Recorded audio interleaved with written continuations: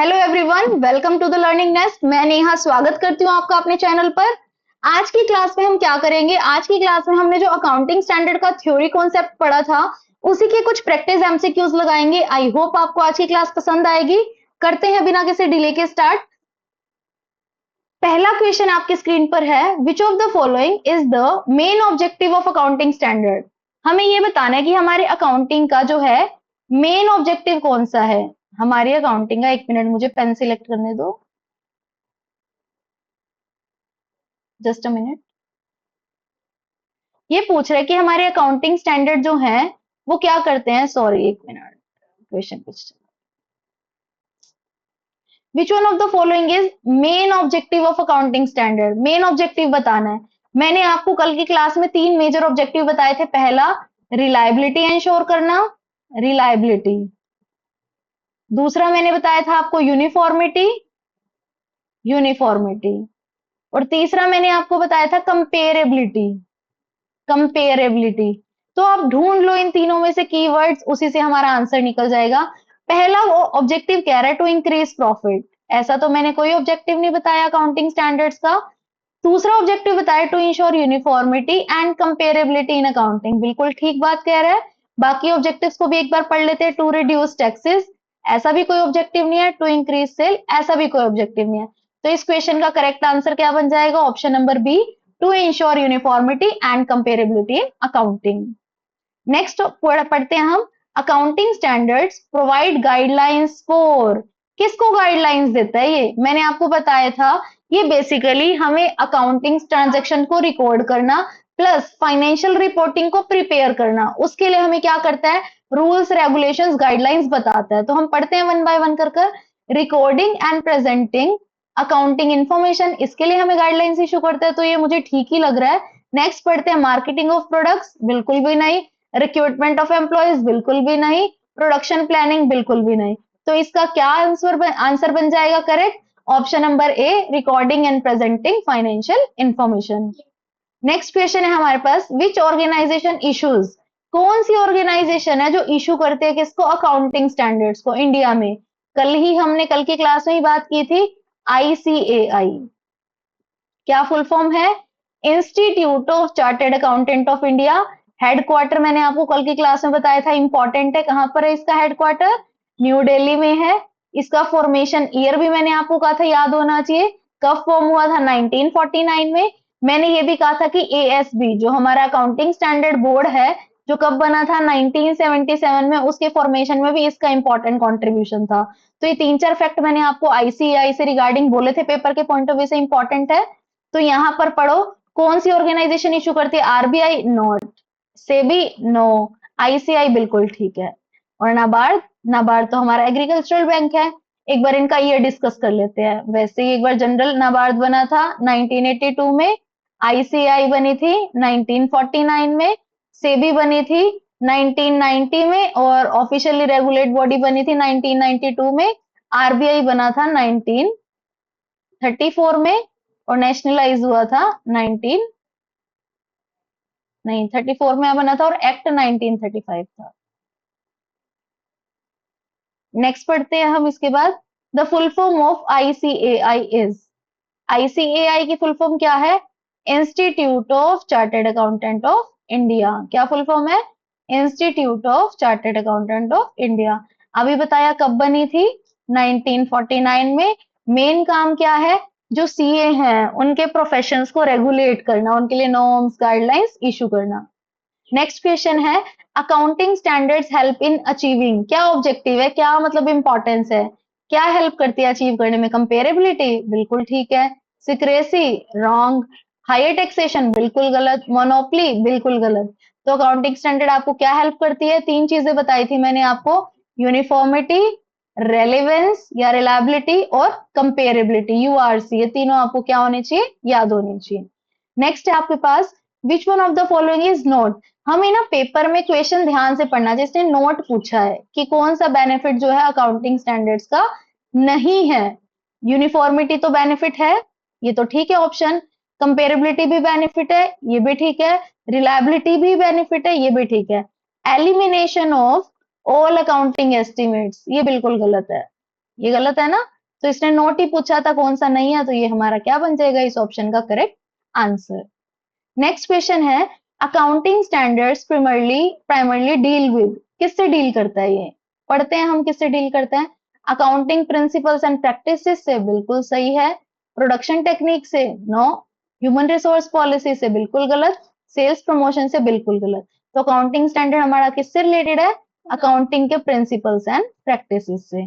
तो यही हमारा क्या बन जाएगा इसका करेक्ट आंसर। नेक्स्ट क्वेश्चन है हमारे पास, the accounting standard board was constituted by, accounting standard board किसने बनाया था, आईसीएआई ने। बिल्कुल फैक्चुअल क्वेश्चन है, मैंने कल की क्लास में भी बताया था और आज की क्लास में भी स्टार्टिंग में रिपीट किया था कि जो एएसबी है, अकाउंटिंग स्टैंडर्ड बोर्ड, उसको किसने फॉर्म किया था, आईसीएआई ने। कब फॉर्म किया था, 1977 में। एएसबी की फुल फॉर्म क्या है, अकाउंटिंग स्टैंडर्ड बोर्ड, और आईसीएआई की फुल फॉर्म क्या है, institute of chartered accountant of India. Next question है, accounting standards are intended to reduce, क्या रिड्यूस करने में हेल्प करते हैं, कंपेरेबिलिटी रिड्यूस करने में हेल्प करते हैं, नहीं ऐसा तो नहीं है, कंपेरेबिलिटी तो बनाते हैं ना, तो ये तो ठीक ऑप्शन है, ये इसका आंसर नहीं हो सकता। Diversity in accounting practices, yes, accounting standard क्या करते हैं, क्या कम करते हैं, डाइवर्सिटी ही तो कम करते हैं। मैंने इसके ऑब्जेक्टिव में आपको बताया था कि अकाउंटिंग स्टैंडर्ड क्या लेकर आते हैं, यूनिफॉर्मिटी, क्या लेकर आते हैं, यूनिफॉर्मिटी। अब वो यूनिफॉर्मिटी कैसे लाएंगे, यूनिफॉर्मिटी का मतलब है एक रूपता, एक समानता, सब बिल्कुल एक जैसा काम करे, ताकि आप कंपैरिजन कर सको, ताकि इंफॉर्मेशन रिलायबल हो। अब यूनिफॉर्मिटी जब लाएंगे तो डाइवर्सिटी तो खत्म हो जाएगी ना, तो अकाउंटिंग स्टैंडर्ड क्या कम करते हैं, डाइवर्सिटी कम करते हैं। नेक्स्ट ऑप्शन है ट्रांसपेरेंसी, नहीं, ट्रांसपेरेंसी तो इंश्योर करते हैं। नेक्स्ट ऑप्शन है रिलायबिलिटी, नहीं, रिलायबिलिटी तो इंश्योर करते हैं। तो इस क्वेश्चन का करेक्ट आंसर क्या बन जाएगा, diversity in accounting practices. Next question है, which one of the following is major advantage, आपसे फॉरमोस्ट एडवांटेज पूछ रहा है किसकी, अकाउंटिंग स्टैंडर्ड की। पढ़ते हैं वन बाय वन करके। They eliminate the need of accounting, ऐसा तो कुछ भी नहीं है। They improve the consistency of financial reporting, yes, consistency क्या करते हैं, इंश्योर करते हैं। दे गारंटी प्रॉफिट, नहीं। दे एलिमिनेट बिजनेस रिस्क, नहीं। ये क्या करते हैं, कंसिस्टेंसी इंश्योर करते हैं। मैंने आपको बताया भी था, अकाउंटिंग स्टैंडर्ड में हमारे तीन फंडामेंटल क्या है, अजम्पशंस है। तीन फंडामेंटल क्या है, अजम्पशंस है, जिनको आप पेपर में कैसे याद रख सकते हो, सी ए जी, कैग के नाम से, जैसे मैंने याद किया था अपने टाइम पर। C for consistency, A for accrual, accrual जो मैंने अकाउंटिंग कॉन्सेप्ट्स एंड कन्वेंशन में पढ़ाया था, and G for going concern, G for going concern. तो ये तीन फंडामेंटल प्रिंसिपल्स थे हमारे, ये तीनों में से यहाँ पर कंसिस्टेंसी वाला आया, वो आपका करेक्ट आंसर बन जाएगा। नेक्स्ट क्वेश्चन है हमारे स्क्रीन पर, अकाउंटिंग स्टैंडर्ड, पढ़ते हैं, असर्शन और रीजन वाला क्वेश्चन है। Accounting standard improve comparability of financial statement, ये तो बिल्कुल ठीक है, यस, कंपैरिजन में हेल्प करते हैं। They prescribe common accounting principles and practices, बिल्कुल सही। अगर आप कंपेरेबिलिटी चाहते हो, कंपेरेबिलिटी तो तभी आ पाएगी ना जब आप कंसिस्टेंट, सेम, कॉमन प्रिंसिपल्स को यूज करोगे, तो दोनों ही बिल्कुल ठीक है। और आर क्या है, करेक्ट एक्सप्लेनेशन है किसकी, ए की। तो इस क्वेश्चन का हमारा करेक्ट आंसर क्या बन जाएगा, option number A. Next question है हमारे पास, which statement is correct regarding accounting standard, वो पूछ रहा है अकाउंटिंग स्टैंडर्ड के रिगार्डिंग करेक्ट स्टेटमेंट बता दो। इसका मतलब जो नीचे चार ऑप्शन है, तीन स्टेटमेंट्स रॉन्ग है, एक ठीक है। पढ़ते हैं one by one. They are designed only for small businesses, ऐसा तो कुछ भी कहीं नहीं बोला गया कि स्मॉल बिजनेसेस के लिए है।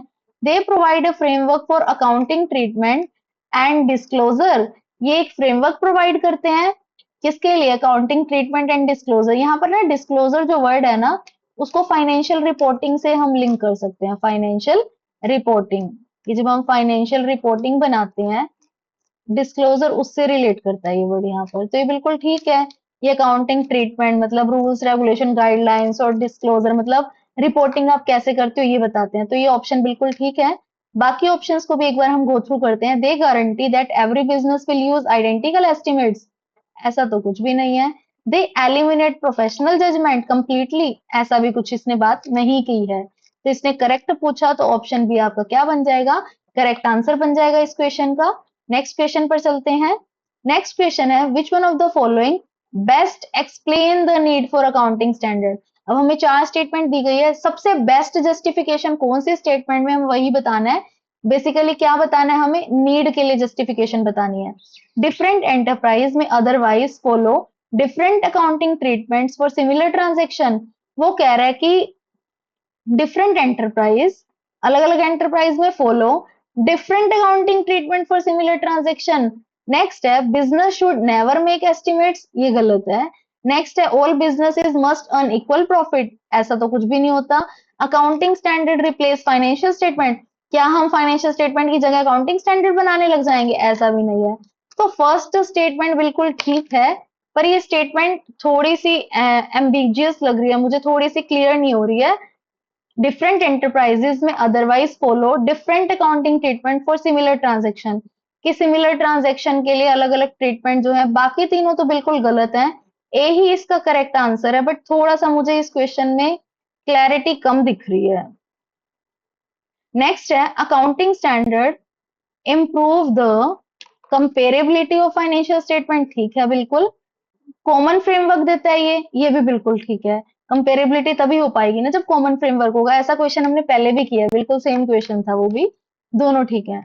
अकाउंटिंग स्टैंडर्ड्स हेल्प रिड्यूस, बिल्कुल सही। पर्सनल बायसनेस चली जाती है ना, क्योंकि अकाउंट्स क्या बनते हैं, रिलायबल बनते हैं, क्योंकि आप सेम गाइडलाइंस फॉलो कर रहे हो। They prescribe principle and guidelines for accounting treatment, दोनों बिल्कुल ठीक है। ये भी ठीक है, ये पर्सनल बायसनेस कम करता है, रिड्यूस करता है, और यहाँ पर गाइडलाइंस और प्रिंसिपल्स होते हैं। तभी तो बायसनेस दूर हो जाती है, जब किसी चीज को रेगुलेट करने के लिए, काम करने के लिए अगर रूल्स हैं, गाइडलाइंस हैं, तो हर कोई उसके अकॉर्डिंग काम करेगा, अपने ओपिनियंस को छोड़ देगा, तो वहां पर बायसनेस नहीं होगी, प्रॉपर सेम ट्रीटमेंट होगा हर चीज का। तो कौन सा करेक्ट ऑप्शन है, एक ऑप्शन क्या है बिल्कुल करेक्ट। नेक्स्ट क्वेश्चन है अकाउंटिंग स्टैंडर्ड इंश्योर, क्या इंश्योर करता है, all companies report identical financial results. क्या हर कंपनी का रिजल्ट सेम आ सकता है, बिल्कुल गलत है। ये हो सकता था कि all companies follow identical accounting practices and reporting standards. ये होता तो मैं ठीक करती कि सब कंपनीज आइडेंटिकल सेम फॉलो करेंगे, ताकि यूनिफॉर्मिटी आ सके, जो कि इसका गोल है। इसने ये बोला कि सबके सेम रिजल्ट आएंगे, ऐसा तो नहीं है ना कि सबका बिजनेस का profit, assets, liabilities, financial result same होंगे, तो बिल्कुल ही गलत है। Accounting standard provide uniform principles for accounting treatment, ये बिल्कुल ठीक है।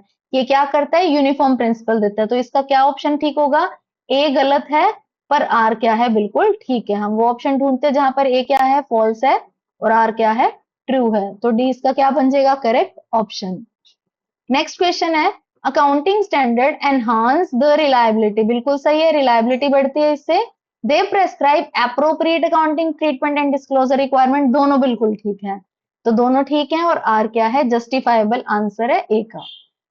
नेक्स्ट है accounting standards are useful to investors, investors के लिए यूजफुल है, बिल्कुल है, क्योंकि ये रिलायबिलिटी, यूनिफॉर्मिटी, कंपेरेबिलिटी इंश्योर करते हैं। इन्वेस्टर अपने डिसीजन ले सकता है उनके बेसिस पर। Standardise accounting practices make financial information easy to compare, बिल्कुल ठीक है। जब आप standard practice, common practices use करोगे, एक स्टैंडर्ड को फॉलो करोगे, तो आप क्या कर सकते हो, अपने रिजल्ट्स को इजी कंपेयर कर सकते हो। तो दोनों बिल्कुल ठीक हैं, और आर क्या है, करेक्टली एक्सप्लेन करता है किसको, ए को। तो हमारा जो ए ऑप्शन है वो बिल्कुल क्या बन जाएगा, करेक्ट बन जाएगा। नेक्स्ट है Ind AS and IFRS are exactly identical, ऐसा तो नहीं है। इंड एस क्या है, मैंने बताया था। इंड एस कब आए थे, ये आए थे 2015 में, 15 में।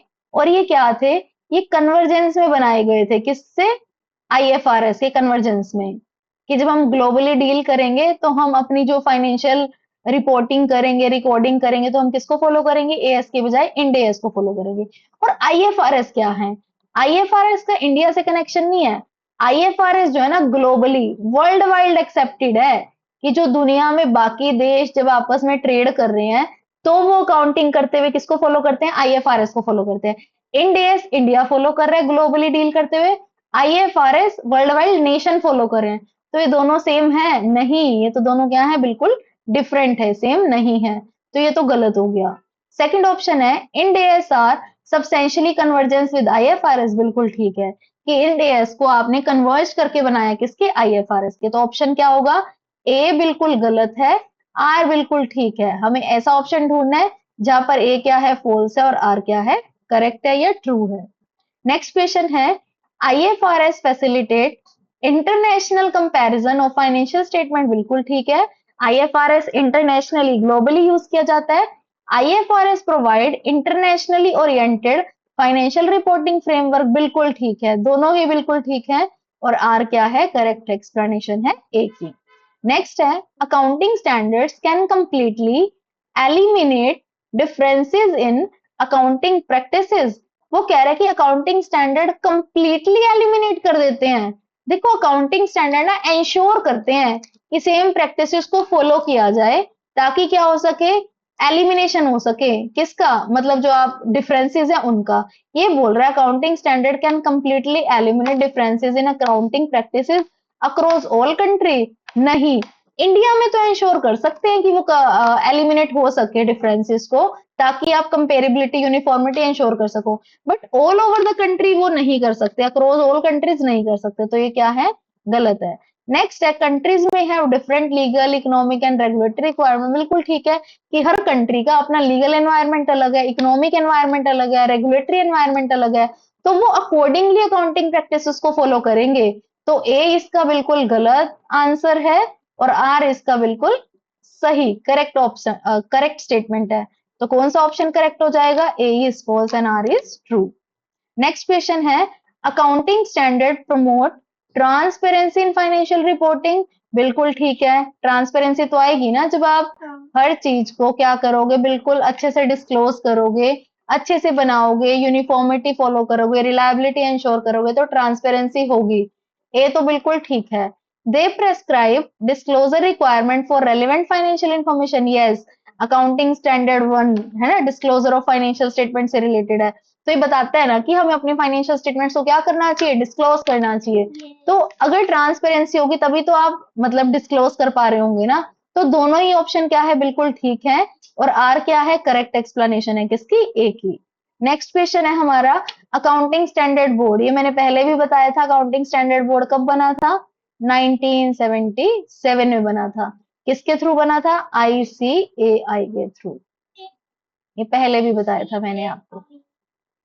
नेक्स्ट क्वेश्चन है, IFRS are issued by, IFRS को कौन इशू कर रहा है, IASB, international accounting standard board. IFRS को कौन इशू कर रहा है, आईएएसबी, और ये कब था, 2001, 2001।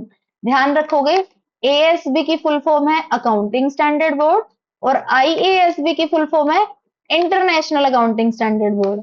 एएसबी था 1977 और आईएएसबी था 2001। एएसबी का कनेक्शन है आईसीएआई से, और आईएएसबी का कनेक्शन है आईएफआरएस से। याद रखोगे आप पेपर के लिए इसको। नेक्स्ट है हमारे पास आईएएसबी, अभी अभी हमने उसकी फुल फॉर्म डिस्कस भी की थी। आईएएसबी की फुल फॉर्म क्या है, इंटरनेशनल अकाउंटिंग स्टैंडर्ड बोर्ड। कब बना था, 2001 में। आईएफआरएस को क्या करता है, रेगुलेट करता है, इंटरनेशनल फाइनेंशियल रिपोर्टिंग स्टैंडर्ड्स को। नेक्स्ट है, which one of the following is most closely associated with financial reporting in US. USA से क्या रिलेटेड है, मैंने आपको स्टार्टिंग में बताया था, gap, generally accepted accounting principles, gap, generally accepted accounting principles किससे रिलेटेड है, यूएस में फाइनेंशियल रिपोर्टिंग से रिलेटेड है। तो आईएफआरएस नो, इंडियस ये तो इंडिया से रिलेटेड है, यूएस गैप आ जाएगा। यूएस गैप किससे रिलेटेड है, जो हमारा फाइनेंशियल रिपोर्टिंग है यूएसए की। यहीं पर हमारी आज की क्लास खत्म होती है। आई होप आपको आज की क्लास समझ आई होगी। आज की क्लास में हमने बहुत सारे क्वेश्चंस को प्रैक्टिस किया है। प्लीज आप अच्छे से इन क्वेश्चन की प्रैक्टिस कीजिएगा, इस टॉपिक को अच्छे से पढ़िएगा। अगर आपको आज की क्लास अच्छी लगी हो, द लर्निंग नेस्ट को सब्सक्राइब करना मत भूलिएगा। ज्यादा से ज्यादा वीडियो को लाइक कीजिएगा, शेयर कीजिएगा अपने दोस्तों के साथ, ताकि सबकी प्रिपरेशन बहुत अच्छे से हो सके। Thank you so much.